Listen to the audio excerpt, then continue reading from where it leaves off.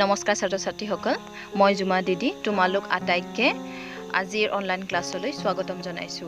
আজি আমি শিকিম ব্যঞ্জন বৰ্ণৰ লগত মাত্ৰা সংযোগ অৰ্থাৎ কোনো এটা ব্যঞ্জন বৰ্ণৰ লগত মাত্ৰা সংযোগ হলে কি ৰূপ সলনি হয় আৰু হেয়া কেনেদৰে উচ্চাৰণ কৰিব লাগে হেয়া শিকিম। ক যোগ আ কত আকাৰে কা ক যোগ হৰসই কত হৰসইকাৰে কি ক যোগ দীৰ্ঘই কত দীৰ্ঘইকাৰে কি ক যোগ হৰসৌ কত হৰসৌকাৰে কু